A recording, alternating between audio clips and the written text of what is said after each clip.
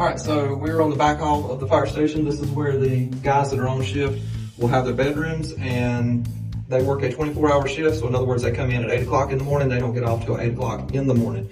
So from 8 to 5, they have a normal work day, and after 5 o'clock, they can come in the day room here that I'm fixing to show you. And at night, they can even go and lay down in their beds and sleep in their own bed if they don't have any calls or anything going on. So in this way to the day room. Day room is just the word we use for living room. As you can see, we got the recliners, the TVs. So after 5 o'clock, if there's nothing going on, no special duties or anything, they can come in here and watch movies and chill out. I've even seen them pull a table in here and play cards. So this is one of the most popular rooms of the fire station. This is the kitchen. And there's usually something on the table for the community's brought by for us. So if it's on this side over here, it's fair game. But otherwise, this is where the guys come in and cook and have their meals and tell their stories most of the time. So in through here is, I'll check this here. So you don't really think of firefighters as having to go to a classroom, but this is our classroom. This is where we go to have different kinds of trainings. Right now they're doing training on administering epinephrine.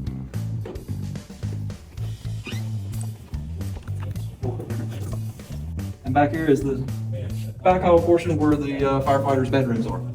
And if you'll notice, in the rooms they have, each room has 3 beds. That's A, B, and C shift, so everybody that's on shift has their own bed at the time, and they don't have to share a bedroom with anybody. So that's pretty nice.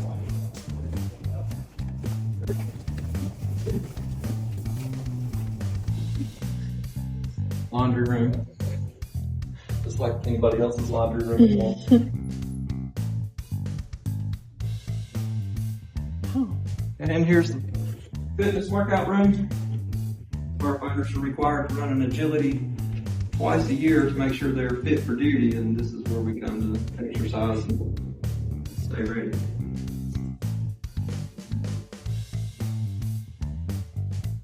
Little mail room. Every firefighter has their own mailbox. So this is the front hall portion of the fire station, and this is where the administrative 8 to 5 staff will work. You have assistant chief's office down here and the fire chief's office, the main lobby, and then as you go down the hall is the battalion chiefs that are actually on shift. Each one of them, A, B, and C, has their own office, and there's a radio room office, which is where the firefighters go to enter in the reports into the computer. B shift battalion chief, so you notice his office is open. That's the one that's on duty today. Now here's the heart and soul of the fire department, apparatus bay. As you can see, we've got every different truck that you can imagine. And they all have a specific job. This one is an engine. It's like the first due, first out. If we have a structure fire, it's the main apparatus that would be responding.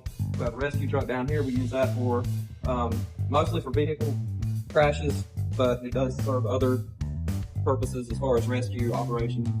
Ladder truck, of course, it's our ladder. Tanker, it basically just hauls water. A lot of our district is rural and doesn't have fire hydrants, so this truck would supply water to the other apparatus that's actually pumping water onto the fire. And then this old one on the end is the very first truck the Guil-Rand Fire Department ever had back in 1950. We got it back and got had it restored, and it's basically used for parades.